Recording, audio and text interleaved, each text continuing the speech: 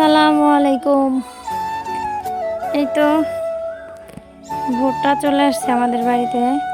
এখন সিজন হচ্ছে ভুট্টার সিজন। আমাদের মানিকগঞ্জ পুরা মানে আমাদের এই সাইডে বিশেষ করে এইদিকে মানে ভুট্টার সিজন এখন সম্পূর্ণভাবে। তো আকাশের মানে আবহাওয়াটা তেমন বেশি ভালো না, একটু মেঘলা মেঘলা, রোদ যাইতাছে আসতেছে, বৃষ্টি আসতে চায়। এই দেখেন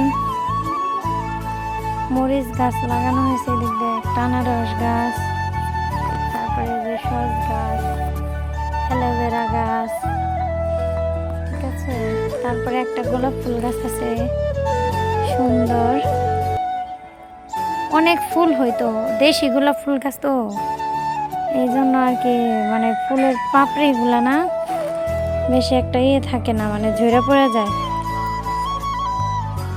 আমার শ্বশুর শাশুড়ি গেছে, ওনারা চকে গেছে ভুট্টা খেতে, কতগুলো ভুট্টা পড়ে আছে সেগুলো আনার জন্য। দেখেন এদিকে পুঁইশাক গাছ লাগানো হয়েছে, এখানে কত সুন্দর একটা কুমড়া গাছ, চাল কুমড়া গাছ লাগানো হয়েছে। আর এই দেখেন টেকনিক দেখবেন, এটা হচ্ছে জাংলা, ঠিক আছে। আর এই যে এখানে দেখেন একটা পুঁইশাক গাছ এনে লাগাই দিছে সুন্দর, এখান দিয়ে এখন উঠে যাবে, জ্বালাই দেব। আর এই তো ছোটখাটো একটা মাচা আমাদের, এটা হচ্ছে ঘষির মাচা, এটা হচ্ছে গোয়াল ঘর। আর এই যে আমাদের বাড়ির সম্পূর্ণ ভিডিওটা এখানে শেয়ার করতেছি আর কি আপনাদের মাঝে। আর এই দেখেন আমি কিন্তু সেদিন হাটে গেছিলাম আমার সারামণিকে আনার জন্য। ওই যে কালো ছাগলটা হচ্ছে আমার সারামণি, এই যে এটা আমার সারামণি, দেখছেন কি সুন্দর না। এদিকে দেখেন এই একটাই শান্তি, হ্যাঁ কত কাঁঠাল ধরছে কাঁঠাল গাছে। এই গাছের কাঁঠাল তেমন একটা মজা না। এদিকে গেটের সামনে একটা জাম্বুরা গাছ আছে, এই গাছের কাঁঠাল তেমন একটা মজা না। ওই যে দেখা যাচ্ছে আর একটা কাঁঠাল গাছ, ওই গাছের কাঁঠাল হচ্ছে সবাই পছন্দ করে, সবাই খেতে চায় আর কি। ওই গাছের কাঁঠাল অনেক বেশি মজা। এখানে একটা পেয়ারা গাছ লাগানো হয়েছে দেখেন, ওই সাইডে একটা লেবু গাছও লাগানো হয়েছে। দেখেন এখানে কিন্তু এটা কি গাছ বলেন তো? আমার দেবর 3 বছর ধরে লাগাই হয়ে গেছে, না 2 বছর, সরি।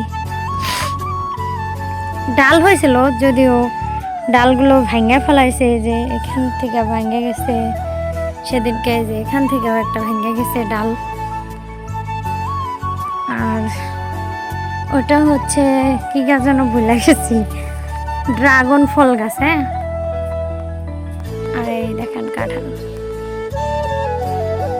দেখছেন এই কাঁঠালগুলাই হচ্ছে মানে সবাই খাবে, আত্মীয় স্বজন যারা আছে তাদেরকেও দিবে এবং আমরাও খাবো।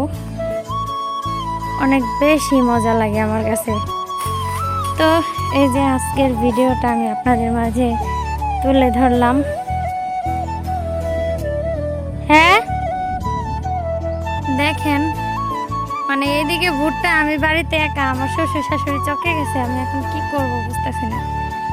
এদিকে মেঘও ডাকতেছে, আকাশটা কেমন কালো হয়ে আছে, আর এইদিকে অবশ্য রোদ আছে, আর এইদিকে মেঘলা করতেছে, বুঝতেছি না এখন কি করব।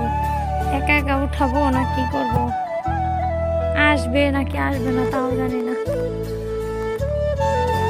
তো ঠিক আছে, সবাই ভালো থাকবেন, সুস্থ থাকবেন, আর আমাদের জন্য দোয়া করবেন। আল্লাহ হাফেজ সবাইকে, আসসালামু আলাইকুম।